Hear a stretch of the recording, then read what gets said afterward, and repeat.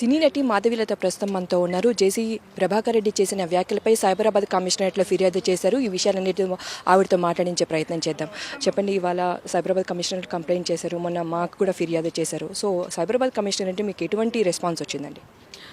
చాలా మంచి రెస్పాన్స్ వచ్చిందండి. ఎందుకంటే 2021లో సజ్జనార్ గారికి కంప్లైంట్ చేసినప్పుడు కూడా హీ రెస్పాండెడ్ సో వెల్.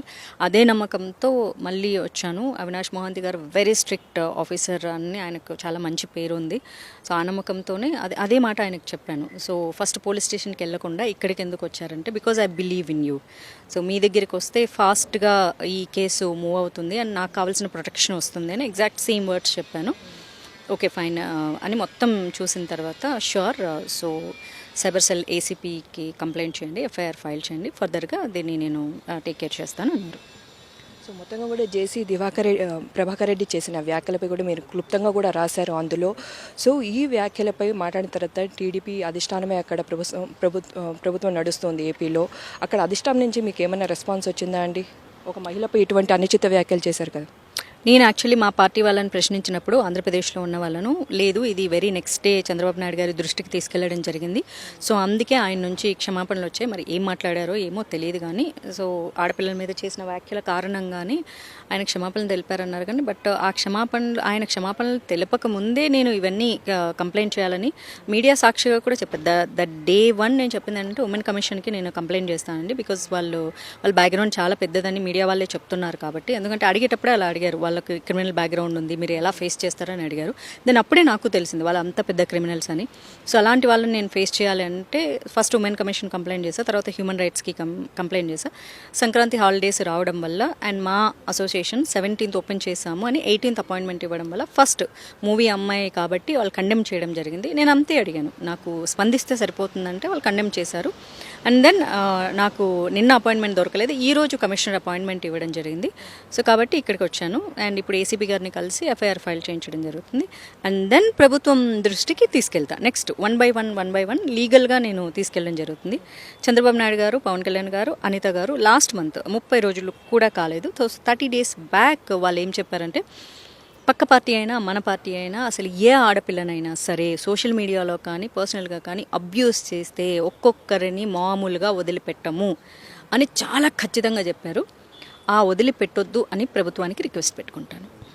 జేసీ నుంచి కానీ వారి వర్గం అనుచరులకు సంబంధించి కూడా మీకు థ్రెటనింగ్ కాల్స్ కానీ ఇట్లా వస్తున్నాయని కూడా చెప్తూ ఉన్నారు. సో థ్రెటనింగ్ నిజంగానే వస్తుందా? మీకు కాల్ చేస్తున్నారా? యాక్చువల్లీ ఏంటంటే అన్నోన్ కాల్స్ నేను బేసిక్గా ఎత్తాను. మొన్న నైట్ 2 o'clockకి అలా వచ్చాయి. బట్ వెరీ ఫార్చునేట్ ఏంటంటే నేను నైట్ మోడ్ అనేది ఆన్ చేసి పెట్టుకుంటా కాబట్టి కాల్స్ సైలెంట్ అయిపోతాయి. అండ్ సోషల్ మీడియాలో థ్రెట్స్ ఎక్కువగా వస్తున్నాయి.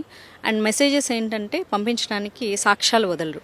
So nowadays everybody became so smart కాబట్టి సాక్ష్యాలు వదలరు. బట్ సోషల్ మీడియా సాక్షిగా మాత్రం కామెంట్స్ చేస్తున్నారు. మొన్న ఒక టీవీ ఛానల్ లైవ్లోకి వెళ్తే కాలర్స్ని తీసుకుంటే కూడా మా జేసీ గారు అన్నది 100% కరెక్ట్. అంటే ఇప్పుడు ఏంటంటే బెదిరిస్తున్నారా, చంపేస్తారంటే పెద్ద మొగోళ్ళనే వదిలేసినాం, నిన్నెందుకు చేస్తామన్నారు. అంటే సో ఇండైరెక్ట్ పెద్ద మొగోళ్ళనే వదిలేసినాం, నువ్వెంత ఆఫ్టర్ ఆల్ ఆడదానివి.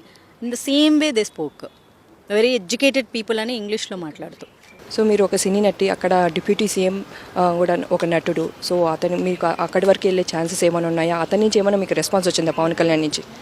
లేదమ్మా, నేను అఫీషియల్ లెటర్స్ రాస్తాను. అదే చెప్తున్నాను కదా, వన్స్ ఈ చట్టం పని నేను ఫినిష్ చేసుకొని తర్వాత ప్రభుత్వం ద్వారా నేను వెళ్ళడం జరుగుతుంది. నేను ప్రతి ఒక్కరికి లెటర్స్ రాస్తాను, అఫీషియల్ లెటర్స్. చంద్రబాబు నాయుడు దగ్గర నుంచి పవన్ కళ్యాణ్ గారు, అనిత గారు, పురంధేశ్వరి గారు, గవర్నర్కి అండ్ పిఎంకి, అమిత్ షాకి, ప్రెసిడెంట్ ఆఫ్ ఇండియాకి, అలాగే మా పార్టీ నేషనల్ ప్రెసిడెంట్ నడ్డా గారికి, ప్రతి ఒక్కరికి నేను అఫీషియల్గా నేను లెటర్ డ్రాఫ్టింగ్ చేయించి అఫీషియల్ లెటర్స్ రాసి వాళ్ళ దృష్టికి తీసుకెళ్తాను. సో ఫైనల్గా ఇటువంటి వ్యాఖ్యలు నేను ఏ విధంగా ఖండించబోతున్నారు? ఇప్పటివరకు అయితే ఆయన సారీ చెప్తున్నప్పటికీ కూడా ఇటువంటి వ్యాఖ్యలు అమ్మాయిలపై చేయడం సరికాదు.